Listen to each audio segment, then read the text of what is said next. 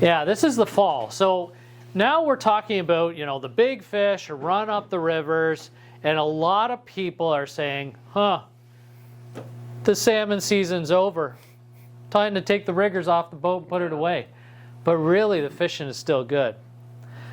I often hear too, a lot of guys with the big boats, let's say, for an example, they said, I don't want to put more fuel in this boat. They've spent a great deal. They're like Homer there, checking out a gas gauge that's sucking back their bank account. But really, this time of the year, the fishing is still very good. But it's often those chromers that are offshore, and they're next year's big fish. You can get fish all the way up to 20 pounds in the fall, offshore. And I do say offshore because often that's where they're going. So they're thinking about winter as well. And often, that water, again, stability water, especially in September, you get a lot of wind events. Sometimes, hurricanes. You're starting into that hurricane season. Well, we may not necessarily get the hurricanes here, but we certainly get those high wind events, those changes in our temperature and huge blows that will stack up warm water into our end of the lake. So you get a lot of that situation where now these fish are trying to abate the shallows and they're starting to go offshore. And we'll start catching fish in 250 all the way out to 350, even 400. We'll be off Toronto at this time of the year. Picking your windows of opportunity, again, making sure the winds are good. But, these fish here that we're showing is Thanksgiving fish in October. And the weekends after that were very good as well. So you can get into some great fishing. And one of the things that's interesting then, too, as the water's starting to cool and the thermocline's starting to kind of fizz itself out, right? We're kind of backing out of what is stratification, right? Yeah. These fish, it's almost like spring fish again. They're super aggressive. They fight like crazy, and it's really a blast. So if you're still interested in getting out there salmon fishing, don't hesitate to get out there. September, October, and I've heard even into November, and the fishing can be very good. Yeah.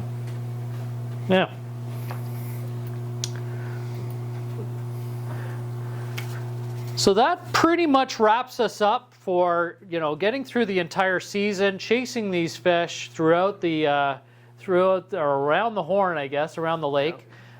Is there any questions at all? Things that come to mind? Yes. Do either of you guys do much night fishing for salmon? Night fishing? Yeah. Like throughout the whole night or kind of evenings? Once the sun goes down, stay until light. Depends, for me personally, depends on the time of year.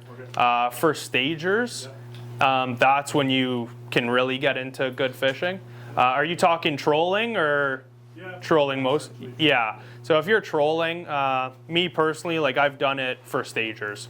So I'll go out for the evening and then we'll troll around, and then once it starts getting dark, we'll switch up our baits, put out plugs and big glow spoons, and you can troll around. Those fish, as the night goes on, they'll start going shallower and shallower. So we're not fishing the same water we were during the day. So if we were fishing, let's say 40, 50 feet of water at prime time, once the sun goes down, we'll push into maybe 15 feet of water in front of Brawny, and we'll troll over there. And you could also, if you don't want to run stuff like that, you can run planer boards with stick baits, like J13s, Rapala J13s, which are a big stager bait. And you could just fish literally, 200 yards from shore, and you could have some of your best nights like that. So it's not well known, but night fishing even during the summer is happening too, and it's really kept under wraps. But there are folks that have really honed their skills on that. And as you said, a lot of glow spoons, a lot of, those 3-hour glow type spoons where you can, count on them to glow for a longer period of time. And generally, you're fishing in and around the thermocline now. So meanwhile, during the day, you could be sinking well below the thermocline, 42, 46 degree water. But now you're really focusing, because we find that these kings, they'll even come a little bit above the thermocline at night, but they generally love that thermocline area. So if you've honed in your depths, you can really focus on that during the night for the night bite. Few things about that. A lot of what I've been studying this myself because I'm very intrigued. It's difficult because if you have a turtle the next morning, you can't do a night bite. But when an opportunity comes, like generally what they say is focus around the full moon, right? So full moons, look for it on the calendar and say, block these days out for my night bite, right? If it's good to go on Lake Erie to go night walleye fishing, I'll be doing that.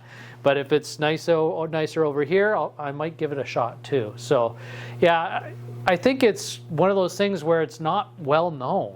And for those that are doing it, are keeping it quiet. I think a lot of that too, Shane, is that the safety factor Yes. at night. For sure. Absolutely. You know, you're trying to net a fish, you got lights on, you're trying to see. Yeah, That intimidates a lot of people. it does. Yeah.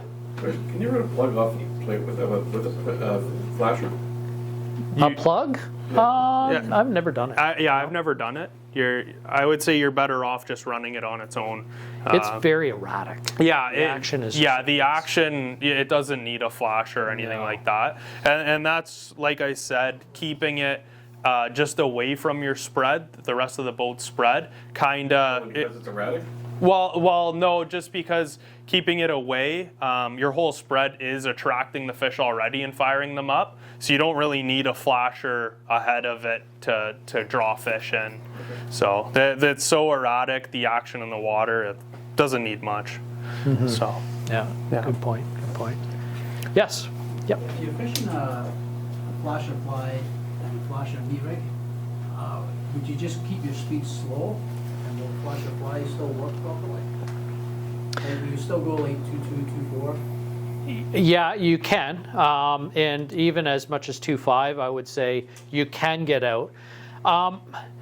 You'll find, so a lot of what you're trying to do is get your baits tuned properly for the speed that you want to troll. And if your bait is rolling properly, for cut bait especially, then you want to stick to that speed. That's generally what we're trying to do, is get that roll properly. One of the things, like you're seeing the MC Rocket or the new the deep rig tackle, which you could tune.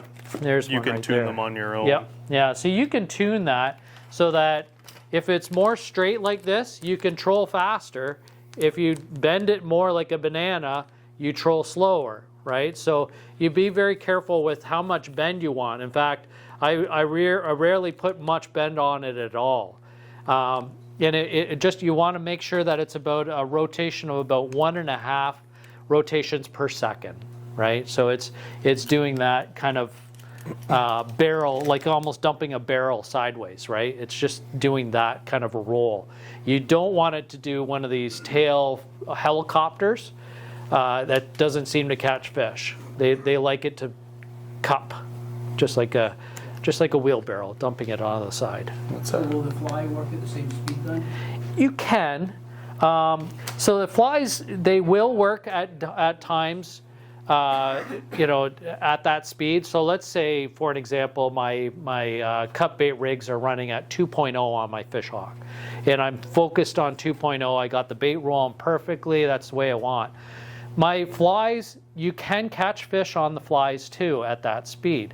But one thing you might need to adjust is your lead length on the flies. So maybe now you're doing a 21-inch fly instead of a 24, so that you still have enough action on that fly, right? But it all depends. Maybe the fish like a lazy fly, so that maybe the longer fly, 24, at a slow speed, catches them as well. So every day it's a little bit different. You hear a lot of guys, especially on Michigan, because they're the opposite of us. It's probably more meat-centric in Lake Ontario than it is fly-centric. Meanwhile, in Lake Michigan, it's the opposite. We find that they focus on flies first and cut bait takes the second. So their speed is dictated based on lead lengths of their flies, and they hone in on their speed for the flies, and whatever the cut bait, they got to do to make it work with the flies. So it's the second fiddle, right? Exactly, yeah, and that's the other thing during the summertime why, like, my boat will run sometimes a 4-rod spread of meat is just because if we're running 2 miles an hour, it's a lot easier to tune all your meat rigs to run that speed than flies. But if you are getting into like that 2-3, 2-4 at the ball, then that's when it gets a little easier to throw flies in to get that action. So. Yeah, I've seen it where, a lot of guys will say, well, I run fast regardless. I'll run 2.9 and run my cut bait. Well, you can. There's no rules. You can break rules and do whatever it is that you want. Whatever catches fish, that's all that matters, right? But I think what you end up finding is if you tune baits, do things that you want to really focus in on a particular speed, you get comfortable with that and you make it work for you. And the other baits, you just try to make it fit around it. Yeah, for speed. Yep, good question though. Any other questions? Well, everyone, this was a great night. I'm really itching to get out fishing, hoping that we may get out tomorrow morning. Got the boat ready today, going out tomorrow. Yeah. So. Yeah. So I really appreciate this. This is a wrap-up of our seminar series for the off season. If you followed along with our seminars throughout the off season, thank you very much. This is going to be on YouTube, hopefully. Kyle, thumbs up. Yeah, awesome. Looking forward to that. So you can play this back again. And I really want to say a special thanks to Mike for joining us tonight and giving some great insight on the North Shore, especially. And thanks very much. Yeah, no problem. Thanks for having me. Yeah, it was a good time. Yeah. All right. Well, thank you very much.